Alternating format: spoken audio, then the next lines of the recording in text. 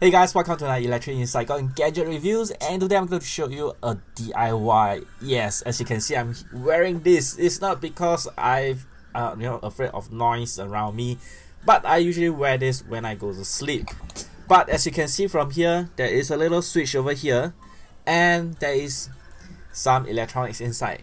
Recently, my creative headphones actually got destroyed by wear and tear. I sleep with it, I wear it every day, and it totally got destroyed. One of the earpiece actually came off, but the wire is still connecting to the batteries and everything. So I figured, why not salvage all the components and do my own headphones. So I got this ear muff for about $5 to $10 in the hardware store, and I realized that the internal part is actually pretty hollow. You can actually squeeze in quite a lot of stuff inside this ear muff. Okay, here's my step-by-step on how I do my DIY Bluetooth wireless headphone. First thing first is to decide a switch button to turn on the Bluetooth wireless headphone and to synchronize a new device. So both are the same button, so it's very convenient. So I selected one hole on the top of the ear muff to make the hole. Using a file, I make the hole bigger to fit the switch. Unfortunately, I should have used a push button, but this is the only switch I have at that point of time, so I'm too eager to do it. So unfortunately, I did it. This switch does serve its purpose. I just switch to the on position, you turn it on, switch on the on position, and stay there for a few seconds. It will synchronize with a new device. Now I'm actually soldering the wires to the switch, which is the plus and minus as per normal. When you solder, you make sure you be very careful with the soldering iron. You see there's a string tube there. The string tube is not a straw. Please do not use a straw to do a string tube. So you should go to electronics stores to get a string tube, not the normal gadget stores, but those doing electronic stuff.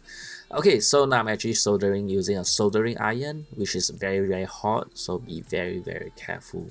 And now I'm actually using the soldering iron to shrink down the tube to isolate both terminals of the wires so that they will have no chance of short circuiting. Using the multimeter, I'm actually testing the resistance of the switch and make sure that the switch is actually working fine when it's turned on position. Here I'm removing the speaker from the PCB board using the soldering iron, removing some of the solders. I'm actually dismantling the PCB board and the battery from the original casing of the Bluetooth wireless headphone, and I need to actually cut it off. This is the part that is not spoiled, but the other earpiece is spoiled for the original headphone. Okay, I use a duct tape instead of black tape. I should have used a black tape, but I ran out of that. I'm cutting away some rubber pieces within the head, the ear muff, and use a small drill to drill a hole for the wire to go through. This wire is for the speaker. Okay, the next step I did is to solder the switch to the PCB board, which is exactly the location of the switch for turning on the Bluetooth wireless headphone and to synchronize a device. It's not exactly easy, but you need to have a little bit of patience and obviously test it out to see whether the switch works by turning on the switch. Next thing, I string one cable into the ear muff, tie a knot so that you will not be able to pull the wire out from the outside. Next is strip the wire and solder it to the PCB board. This is to link another speaker on the other side of the ear muff. You notice that I take some time to put some soldering. I believe it's some kind of solder metal thing. I'm not quite sure what is it. And solder to the PCB board that is for the speaker, which I've removed previously. Alright, so now that I've done that, I test it out by twisting the wires to the speaker and see whether it works. Yep, it works. And the next thing is to put the things, the PCBs of the Bluetooth wireless headphone or the PCBs, batteries, everything into one single ear muff.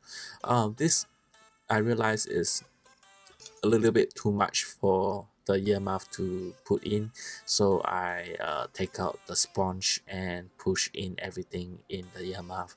Luckily, without the sponge, it does work. That means it actually fill in the space just nice. The next thing is to string the speaker wire through the top of the ear muff. Simply just drill a hole, string it through, and then go under the little plastic thing on the top, drill another hole, and then string it into the inner part of the head ear muff, and put it into the ear muff on the other side, and tie a knot within the ear muff. This is to prevent the outside pulling and pulling from the earphone, which is not good. So that little knot is very important. Remember to tie a knot when you do this project. The next thing is I strip the wire, put in some heat shrink tube, so the wires to the speaker as per the same connection as previously. It takes some time for me to do this because it's very small, so be very patient. It's not exactly that easy to do it. Test it out with the iPhone and hear whether it works or not. String down the heat shrink tube in order to separate the connection so that there will be no short circuit. Put in the speaker into the ear muff and test it out for both earphone, and it works. The next thing is to do the final touches using a duct tape to cover up the wires on top of the ear muff so that it will not look so weird to have a exposed wire. I'm planning to make more covering on top to make it less obvious that it is a DIY headphone. And last but not least, I connect a very short micro USB to USB cable to the charging port internally, and as you can see, I regretted not having a volume button to turn up the volume, because every time I sync a new device, it reduces down the volume even though the device is at maximum audio volume. But while you are playing the game, you can select this balloon button on the lower left side. You can actually send some balloons to the opponent, and you increase your per round the money. But when they send you balloons, you actually earn, as you can see from here, the more balloons the opponent send to me actually earn. Well, basically that's it for this video, and hope you like this video. Of course, do comment in the comment section below what do you think about this DIY headphone. Thank you very much and have a nice day. See ya. Bye bye.